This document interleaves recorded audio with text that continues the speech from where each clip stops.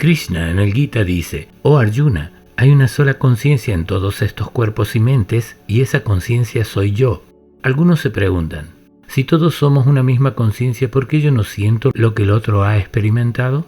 Sri Ramana Maharshi en su libro Sea lo que usted es, nos explica: una mañana usted se levanta y dice: anoche tuve un sueño y luego me dormí profundamente, pero ahora estoy despierto. Queda totalmente claro que usted en ningún momento estuvo ausente en toda la noche. Usted debe admitir que para hacer esta afirmación debe haber estado presente durante los 3 estados. De lo contrario, ¿cómo supo que ha tenido un sueño? ¿Cómo supo que durmió profundamente? ¿Cómo conoce que ahora está despierto? El problema de la conciencia es que parece estar siempre funcionando en el fondo, mientras que la mente y los sentidos son los que se despiertan y duermen.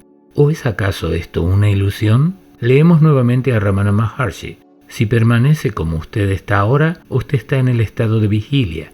Este estado despierto deviene oculto en el estado de sueño con sueños y parece no existir cuando usted está en el sueño profundo. Sin embargo, usted ha estado presente entonces, usted está presente ahora y usted está presente en todos los tiempos. Los 3 estados vienen y van, pero parece que usted está siempre presente. Así que para el Advaita Vedanta aparentemente hay 2 entidades diferentes, una que organiza todas las experiencias y la otra que nos comunica con el mundo, y que a veces necesita dormir. Solo a modo de ejemplo, y no porque seamos computadoras, veamos esta similitud. Cuando se pone a dormir tu computadora y la pantalla parece estar apagada, el sistema operativo está presente y funcionando. Tu computadora o teléfono tiene pantalla, cámara y micrófono, que son como nuestros sentidos, en una forma muy rudimentaria. Sirven para comunicar el dispositivo con el mundo de sonidos e imágenes, pero en su interior, el sistema operativo es quien se encarga de administrar los recursos como ahorrar energía, guardar y recuperar datos de la memoria, manejar conexiones, reproducir simultáneamente el audio y el video, etc. Aunque no lo veamos, el sistema operativo está funcionando, aunque el teléfono o computadora parecen dormir. Y apenas tocas una tecla, la pantalla despierta y la pantalla vuelve a mostrar la imagen con sonido. ¿Será este sistema operativo algo parecido a la misma conciencia en todos que dice el Gita? ¿O Krishna hablaba de algo muy superior? Volvamos a Ramana Maharshi. Usted está siempre presente, aunque una multitud de imágenes se aparecen sobre la pantalla y después desaparecen. Nada se pega a la pantalla, ella sigue siendo una pantalla. Si usted conoce esto, los 3 estados, despierto, soñando o dormido, no le perturbarán. Lo mismo que las imágenes que aparecen sobre la pantalla no se pegan a ella. ¿Se ha mojado la pantalla con el agua o se ha quemado con el fuego? Nada ha afectado a la pantalla. De la misma manera, las cosas que acontecen durante los estados de vigilia, sueño con sueños y de sueño profundo no le afectan a usted en absoluto.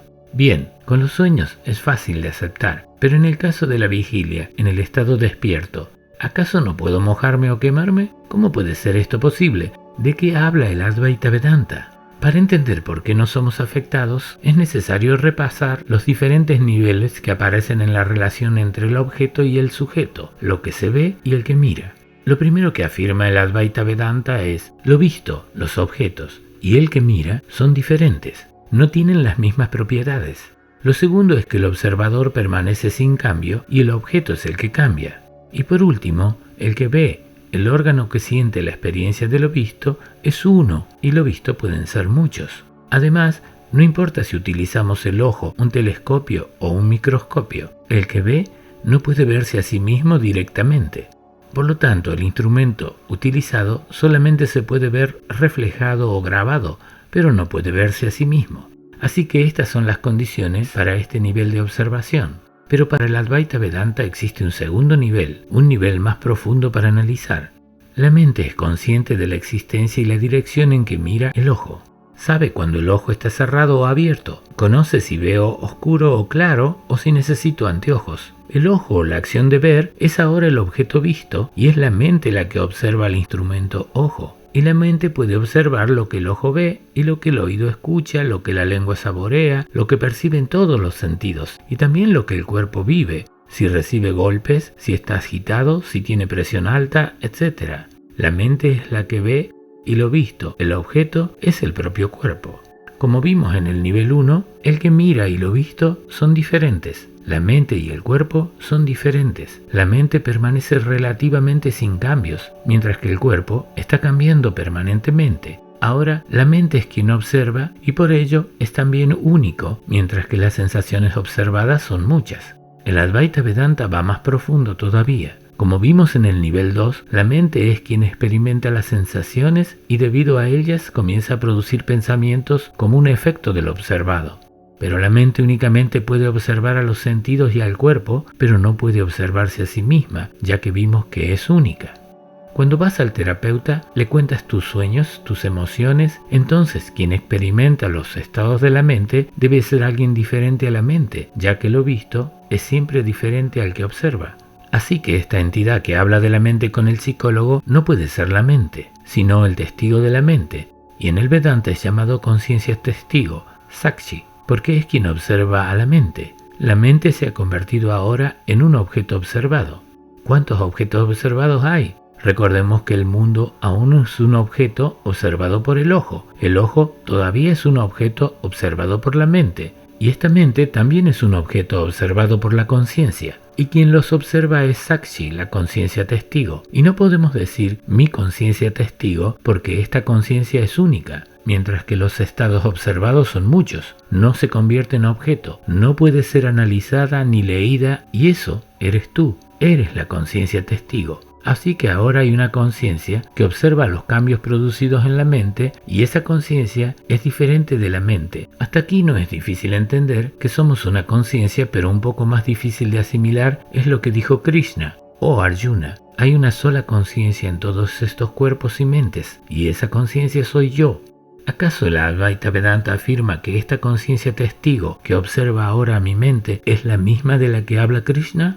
Swami Sarvapriyananda, en La conciencia y el sí mismo, en YouTube, nos explica que el discípulo debe aprender a utilizar esta conciencia testigo para identificar las trampas de la mente en que podemos caer. Y para ilustrar esto, cuenta una historia clásica ampliamente utilizada con fines didácticos. Un discípulo se acerca al maestro y le dice: Swami, he escuchado y meditado todas sus enseñanzas, pero aún soy infeliz, me siento miserable. El maestro responde: si sientes infelicidad, si sientes tu miseria, entonces es porque hay un objeto en tu mente. Así como sientes que estás vestido o percibes que tienes los anteojos puestos, tú sientes que tu mente está en estado infeliz o miserable. Entonces, si eres el que está observando esos objetos, no puedes decir que eres infeliz o miserable, porque eres el conocedor de la mente y de esos estados. Pasa un tiempo y el discípulo regresa al maestro y dice: Maestro, tenías razón. He podido ver que la infelicidad y la miseria eran los estados de mi mente. Ahora siento que estoy en paz. El maestro responde: No, nada de estar en paz. Tú eres solamente el testigo del estado de paz en la mente. Tú eres el testigo imperturbable de la paz de la mente. Eres el testigo tanto de la paz de la mente como de los disturbios que sufre la mente. Tú no puedes nunca estar en paz porque tú eres la paz. El Advaita Vedanta dice que para entender este concepto de una conciencia única no alcanza con memorizarla o ver este video varias veces, sino que se deben seguir 3 pasos. El primero se llama escuchar con atención plena, escuchar con la mente y los sentidos concentrados, Sravana. Una vez entendido este conocimiento, reflexionar, cuestionar y razonar sobre ello, Manana. Y después de reflexionar y quitar las dudas, sumergirse en la enseñanza por completo, meditar, Nididhyasana. Pero ahora continuemos con nuestra conciencia testigo, sobre la cual vamos a ver el último nivel de profundidad. Aquí se afirma que esta conciencia no puede ser conocida por ti. ¿Cómo es eso? ¿Es cognoscible pero yo no puedo conocerla? Lo mismo que el ojo no puede verse a sí mismo, ni el sol puede ser iluminado porque él es la luz, la conciencia testigo, aquello que conoce, no puede ser conocida porque es el observador total reflejado en el ser humano. Recordemos que en esta explicación del Advaita Vedanta, la luz siempre se nombra como metáfora del conocimiento. Así es que ser iluminado o brillar es conocer, y estar en la oscuridad es estar en la ignorancia. Pero lo más importante es que la luz o reflejo actúa en cada uno de nosotros, pero nunca deja de ser la misma luz. Una gota es un individuo interactuando como receptor y transmisor de la luz. pero la luz que emite la gota es la misma luz que ha salido del sol y tiene las mismas propiedades de la luz original. La misma energía que activa el poder de conocer en todos nosotros es la misma realidad última actuando. Veamos cómo lo dice el Advaita Vedanta. Con solo brillar, todo es conocido. Aquello resplandeciente, brillando, todo lo vuelve conocido. Cuando esto resplandece, todo es conocido. Cuando tu capacidad de observar, comprender y entender brilla, todo se ilumina, toda ignorancia desaparece. De la oscuridad de la ignorancia, todo en tu mundo se revela porque tú eres la luz. Así que no puedes llamar a esta luz mi conciencia, porque esta conciencia testigo no puede ser un objeto de los instrumentos de conocimiento, no puede ser observada o analizada. ¿Por qué? Porque solamente a través de ella es posible todo conocimiento. Tú eres el poder de conocer que te ha sido otorgado. Por eso lo correcto es decir, yo soy la conciencia, yo soy el testigo. Comprender esto y no comprenderlo también son experiencias en primera persona de la conciencia autoluminosa, la conciencia que se vuelve evidente por sí misma en tu cuerpo como experiencia en primera persona, Swaprakasha. En la cosmovisión Advaita Vedanta parece haber dos conciencias o varios soles, pero es una ilusión. El sol es uno y el otro es su reflejo. Vivekananda así lo dice. El cuerpo-mente es Jiva, la conciencia individual que interactúa con el mundo. Tú no eres ese cuerpo destinado a nacer, envejecer, decaer y morir. Tampoco eres la mente, esa pequeña personalidad cambiante e ilimitada, sino que eres la conciencia ilimitada, la divinidad sin forma. Tatvamasi, lo infinito, lo ilimitado, eres tú. La relación entre Tuam y Tat es aquella en que el conocimiento ha de fluir desde Tat hacia Tuam, y es por ello que esto se ha llamado Tatvamasi. Tuam eres tú, el punto donde se generan las preguntas, y Tat es desde donde provienen las respuestas. Debido a que Tat es el saber total, allí no existen las preguntas. Tat está pleno de conocimiento. Tengan fe firme en que la divinidad está presente en la forma humana. Dejen que la conciencia guíe sus acciones. Si viste este video hasta aquí es porque te interesa el Advaita Vedanta.